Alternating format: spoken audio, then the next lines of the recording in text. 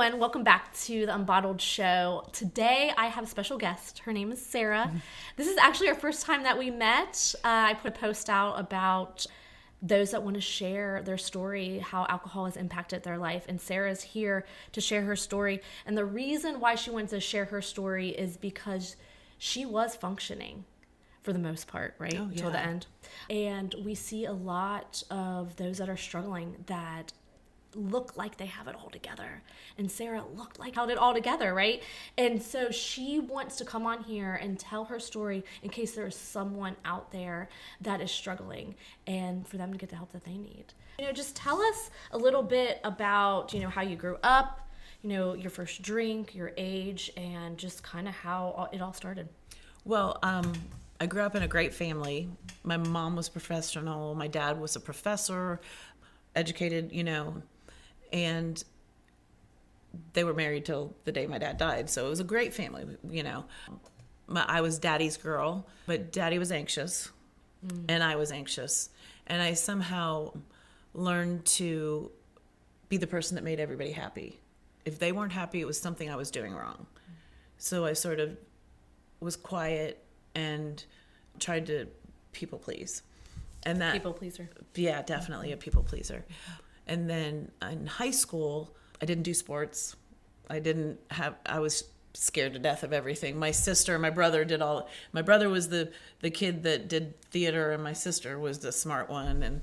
And so I felt like there was nothing left for me. So I was the party girl.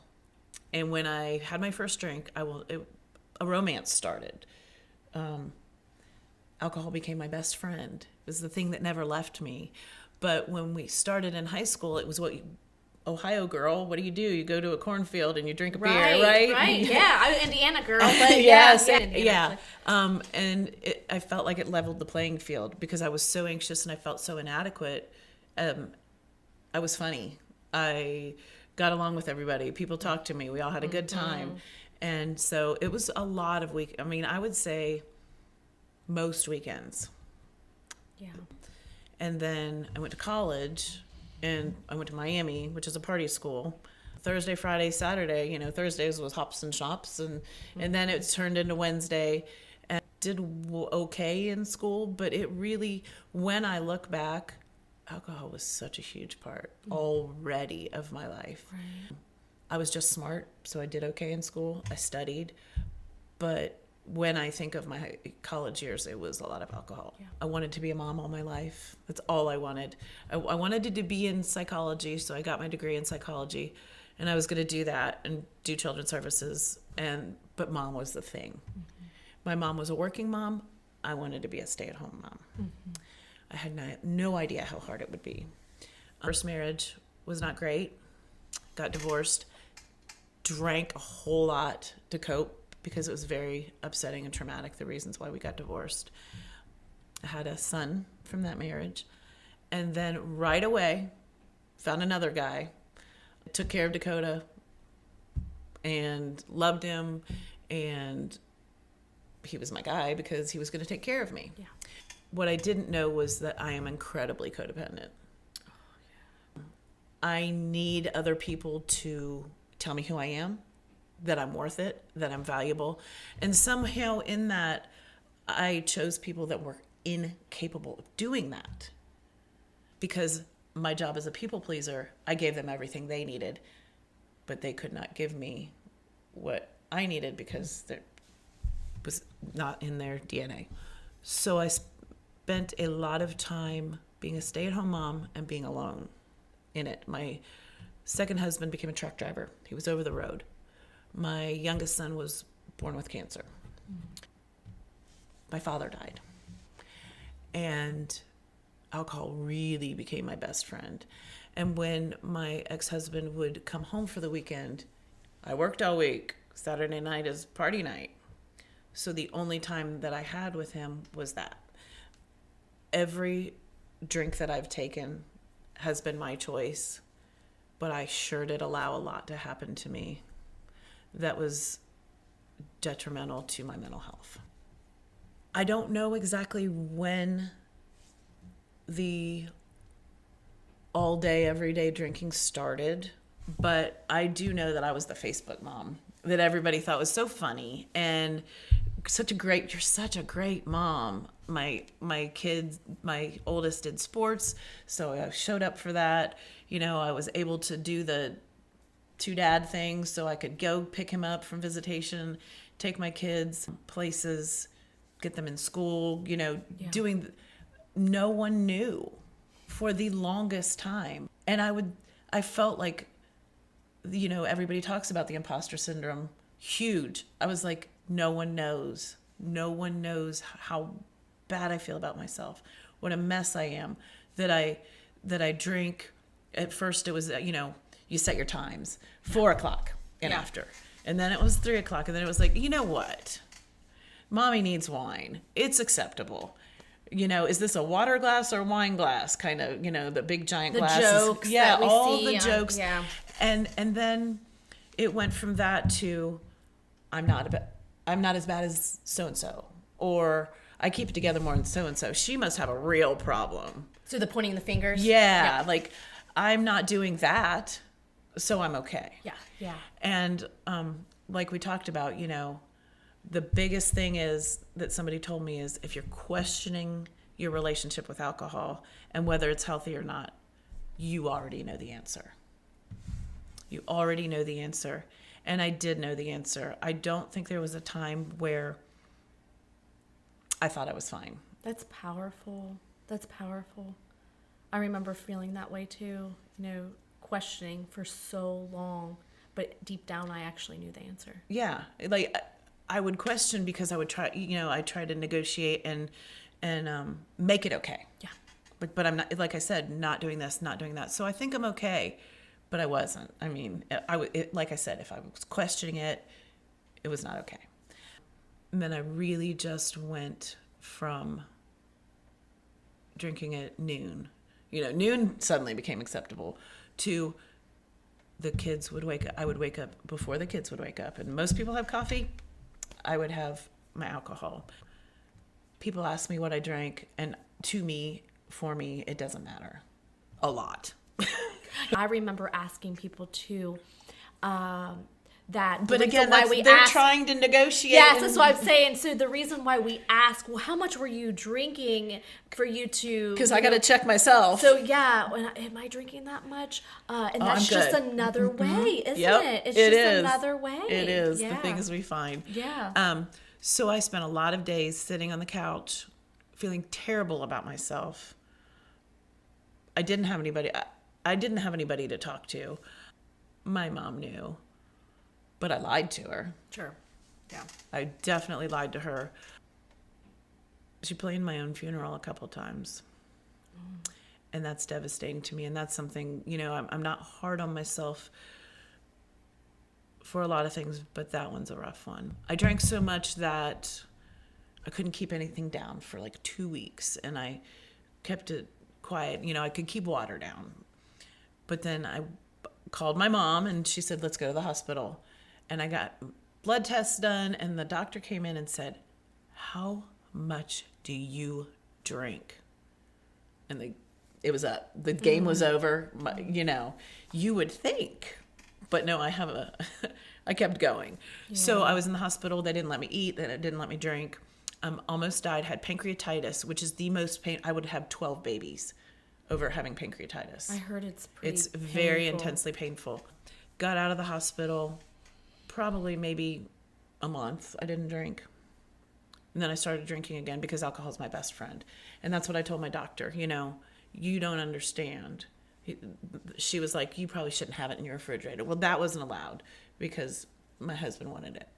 So there wasn't I'm not having it in the house. Yeah. And so I started drinking again. And I don't know, maybe a year later, got sick again, pancreatitis.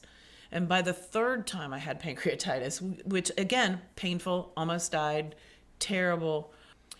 By the third time I was packing my bag because I started to feel the pain. I was like, I need to go to the hospital. My kids begged me. My son I would hide drinks and they would find them and dump them out. I mean, drinking is a family affair. It is. And you were doing all this, but still. Oh, they were showing up to school. I was helping with homework. I was volunteering in classrooms. I was going on zoo trips. I was doing all the things. I was the funny Facebook mom that talked about you never getting enough alone time in the bathroom, Still going through the pancreatitis 3 rounds and everything. You were still doing that.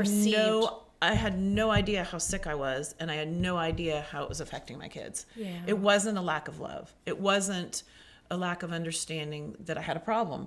It was just, I thought I was hurting myself and only myself. Yeah.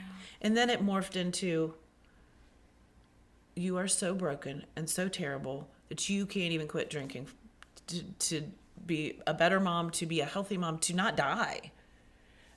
And I thought I was different. I thought I was insufficient in ways that everybody else wasn't, and that I just was the one person that couldn't quit. I didn't know how. I had tried AA, and I went, and it just made me feel bad about myself. I would go so I wouldn't drink, and that was fantastic, and people there are amazing and wonderful. I wasn't ready. Yeah. I think that you have to be ready, and I don't know. It's different for everybody. But the last time that I went to the hospital, I had looked in the mirror and seen that my eyes were yellow and my skin was a little yellow. And I thought, I'll just not drink for a couple days because, you make these negotiations on all sorts of things. But it was my middle child's birthday. So we were going to the aquarium. And my youngest looked at me in the sunlight and said, "Mom, you're green." So I called my mom and said, "My son says I'm green." And she said, "Get to the emergency room." So I go to the emergency room, and he told me, "If you had not come today, you would have died. Maybe tomorrow, but definitely this week." Yeah. My liver was failing. My kidneys were failing. I had alcoholic hepatitis. I was dying. I was actively dying. And my son and his fiance came to see me. Wow. She had never come to see me in the hospital before.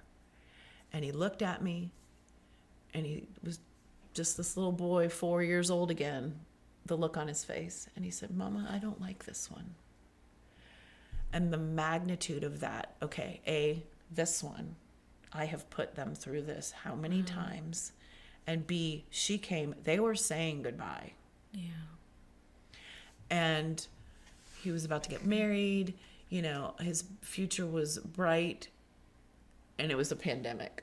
And thank God for that, because as everybody else was amping up their drinking, I decided I had to stop. So that was kind of your pivotal moment. Yeah. Where you said after I will never forget that moment. I have a picture of him laying on the couch sleeping, and it's my reminder of, I cannot leave these kids. Yeah.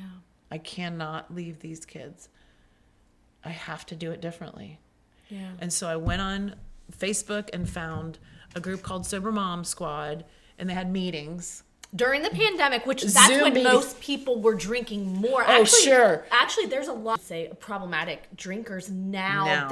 that it was caused by the pandemic. Oh, because the responsibilities, especially of women, skyrocketed. They were doing the schooling. They were still working, a lot of them, and you couldn't go anywhere. And your kids were bored, and I can't imagine. They were doing Zoom, Zoom happy hours. Oh, Zoom happy hours. Yes, oh, yeah. Yeah, but you decided to do something different.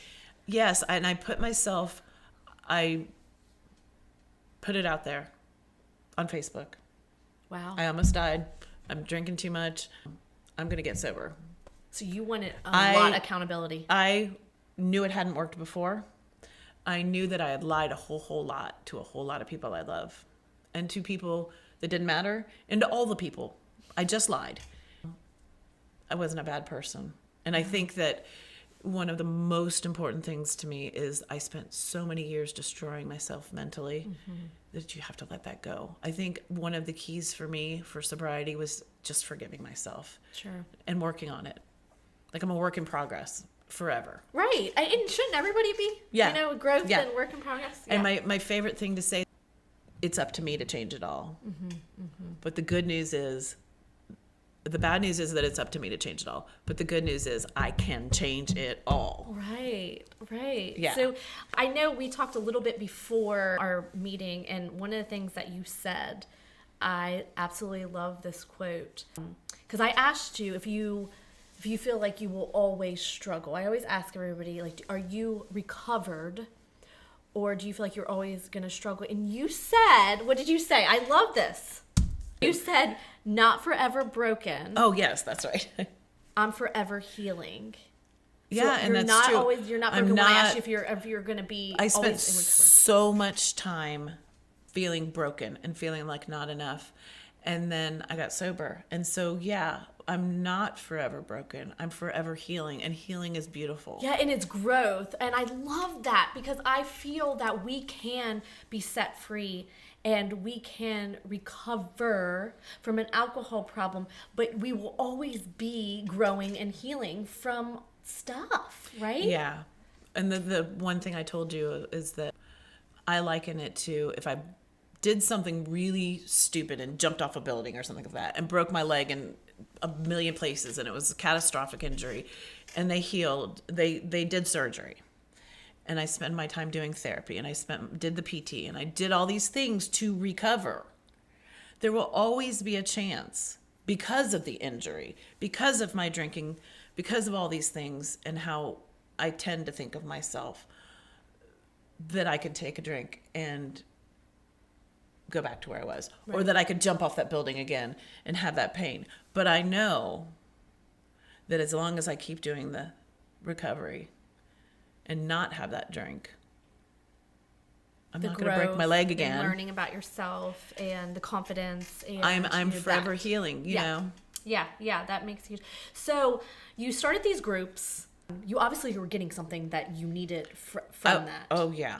And that is awesome. There is a lot more groups that are being made. And I think it is great. Like Sober October, I think I did one with those. And then I'm going to be doing, instead of Dry January, I'm calling it Zero Proof. But there are so many groups now because people really are wanting something different. And I'm not talking people that are on the severe end, how you were physically addicted, right? I'm talking people that are like, I don't know, this isn't just not working for me. There in my groups, there were 21-year-olds that were saying, I'm drinking too much and it's affecting my life. And there were people my age that had it all together and had gotten sober. And those were the ones that were like, your story is just like mine. And then there were the 60-year-olds that I thought, I don't want to be like that. Yeah. So you said that you started the groups and then you started going to the gym. Oh, I did start going to the gym. I joined the gym because I was crawling up my stairs. Mm-hmm. I was really sick. Mm-hmm. I was recovering from almost dying. You know, that tends to be an issue. And I started seeing my potential. I was lifting heavy things. I did a deadlift for the first time, and I thought, this was never on my radar. And I could do it. And I found that I was capable. Not only was I getting sober, but I was also found this passion in working out. I go to the gym 5 times a week at least still. And it's so amazing for your mental health as well. It is incredible for my mental health. And I said, you know, that my gym's open 24 hours, you know, especially in the beginning, you have so much brain space and thoughts and they drive you crazy. So I could go to the gym and just burn it out. Yeah. You know, and I was doing something for myself that was only for me. Mm-hmm. And I hadn't really, what I had done before that was only for me was drinking.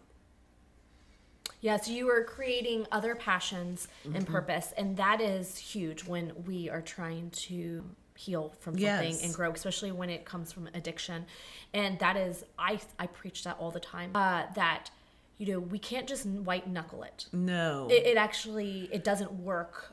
Well, I should take that back. There are people that white knuckle it, but they're still kind of forever in this space of, you know, wanting to drink so bad. Yeah. When you find purpose and when you're doing something else, you're retraining your brain. You are rerouting everything. You're putting your energy, your passion into other things. And so you were doing that. You had your group. You were exercising. You were going to the gym. You were doing all these wonderful things. Were you a reader? Did you read books? I did. I struggle with reading because my brain tends to wander. But I did do Annie Grace changed my whole This Naked Mind. This Naked Mind, because I didn't understand the effect of dopamine on the brain, that alcohol, and of course you're going to need more because you need more dopamine, and I didn't understand that alcohol was fueling my anxiety that I had had all my life. It was not helping. No. It helped for like 5 seconds, and then it stopped helping at all, and it just was a constant session of anxiety. And so once I learned those things, I was able to forgive. It was really a lot of forgiveness in myself. And it was a lot of the Serenity Prayer, which I've always just read it and been like, okay. But the idea that, no, you don't, you got to know the wisdom. Have the wisdom to know the difference. You have to know what you can change and what you can't change. You have to be able to accept that there are things you cannot fix. Right. Which is truly a big thing in my life. You know, my children have some struggles that are huge right now, and being able to say, okay, so what can we change? Yeah. What can we change? Because this is all hard, but I got sober. That's so awesome. So how long has it been? It has been since February 15th of 2020. It'll be 5 years in February. Man, I awesome. know. That's awesome. And so you got sober. Did you have any like slips No. through these 5 years? Wow. No. Wow, that is impressive, because I want to make this really clear. Everybody's journey is different, isn't it?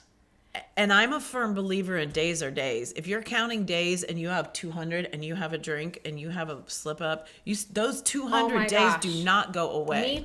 Me too, girl. I that's how I feel, because you have learned so much. You don't unlearn that stuff. And you also, it's so valuable for some people. It took me a while. I had a couple times, during my last 5 years, almost 5, where I had quit drinking and then started again, because your brain tells you can have a drink. I've handled it. Yeah. You can never have another drink. Yeah. There's no moderation for people like me. Yeah, that have already crossed that line, you feel? There's a line that you cross. You need to realize that I never want to know what if. A drink is not that important to me anymore. Well, because you did say you learned what alcohol does to you mentally. Yes. And it's like, do I ever want to go through the first bits of brand new baby sobriety and all that again? Never. I worked too hard. Yeah, it is. And life is so, even in the struggle, even in the difficult times, even in the broken relationships, because you can't make somebody forgive you. Mm-hmm. You just have to keep making the next right decision. Right. That's impressive. I have to tell you, so 5 years, no slips, because that wasn't my story. You know, it took me 5 years from the time I questioned my relationship with alcohol to the time I finally broke free. Mm-hmm. And I would go through this, and that was the way you had to do it. It was for me. Yeah. And you do hear that. But you better believe it. I learned a lot through that. And that's why I'm not a fan of starting over from day one if you have 200 I think it's days. It's punishment for great behavior and one bad decision. Yeah, that's a good, because you have done a lot. I think we've punished ourselves enough. Right. I think we need to give ourselves grace. That's my huge thing. I love that her name is Annie Grace, because my big thing is give myself grace. Mm-hmm. Give yourself grace. Please, while I'm getting sober, give me grace, because it is the biggest gift you can give yourself and anyone else. Yeah, I think I need to tag her when I put this on YouTube. Use a lot of material, and I mean, I believe in a personalized way, because like I just said, everybody's different. So when I coach, I been how you're, because some people don't love reading books, some people like this, and we just kind of go with the personalized way. But yeah, so tell me, or tell the audience as well, what have you gained from being sober? Inner peace. Priceless. As I told you, I made a whole bunch of really terrible decisions. I allowed people to treat me in ways that I'm scarred forever, that I will always have to recover from as well. But I got sober and nothing else matters. Yeah. Because I thought I would die. Yeah. I had resigned myself to being the one person that wasn't worth it, the one person that couldn't do it. And I got sober. And if I can get sober, sitting on the couch, 3:00 in the morning, if I woke up, I needed a drink. Yeah. 6:00 in the morning, getting the kids ready for school, I was drinking. And then while they were gone from school, I would take a nap and drink again. I mean, I was so sick. And if I can do it, and if I'm worthy enough of it, anybody is. And I just want to be the voice for the Sarah that was so broken, sitting on the couch, feeling like she was worth nothing. I want to be that voice to say, you are worth it. You are so worth it. If you're questioning whether it's an issue, it's an issue. And start changing it, because you can have all, like, the amount of joy and peace that I have in my heart. And confidence. I see confidence in you. I thought I needed to drink to be funny. I thought I needed to drink to have friends. And the relationships that I have now are so real and genuine. Authentic. Mm-hmm. I don't have to remember what I did or what I said, because, you know, I don't have to hide things. I mean, the amount of lies and cover-ups and not remembering what I was doing. Yeah, did you like ever... forgetting, blacking out, fully upright. Yes. In situations where people would say to me, remember when that happened? And I would not. But you would have to kind of... And I was in public and no one knew. I know. No one knew that I was wasted.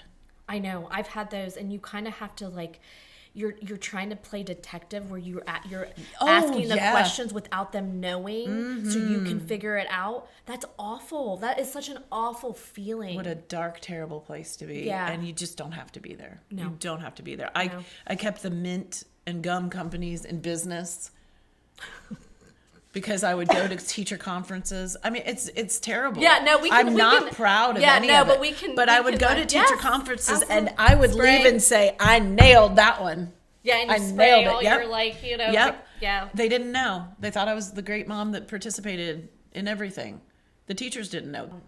I have seen so much of the high functioning, the hidden, in everywhere. Ministry, churches, Yes. high profile jobs, you know, moms behind That's the screen. yeah. I'm seeing it so often.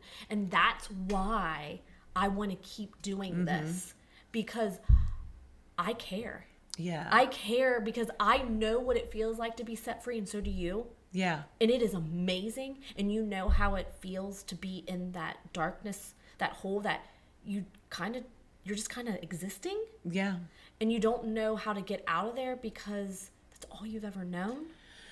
Yeah, I fully believe that your voice is exactly what I had. Those voices in my groups. You know, I had someone that messaged me, gave me her phone number. She didn't have to. And she was the one that had been where I was and said, let's talk about this. Let's figure this out on your level with your life. And you know, recovery centers and meetings aren't for everyone, but you sure can find somebody that has been through it and knows how to give you the tools and help you find your own tools. Yeah. And sometimes people do need those centers. Sometimes they do. Oh, yeah. Like you said, everybody's different. Sometimes they do. But there again, it's not for everyone. I'm so glad. I mean, I love hearing stories. I love seeing the bright eyes. Yeah, I can tell. I took pictures of my eyes from day one to now, and just the brightening of my eyes is huge. I remember a few years ago, I had 2 different family members that didn't know that I had quit drinking. They had seen me, and both of them said at different times, "You're just glowing. There's something about you." And because I'm so excited, I'm like, yeah, because I quit drinking, you know, because I'm not dealing with that. It's not an arrogance. It's not a feeling like I'm one-upping someone or that I'm better. You are just so excited because I never thought that I would not drink. I never thought that. And I will tell you, I tell people all the time, I feel like I got the cheat codes for life. I know. I don't feel like I'm better than anyone No. by any means, but I You feel just like I want have this them. huge advantage. And I want everybody, sobriety is for you. It is for you. You can have it. Yes.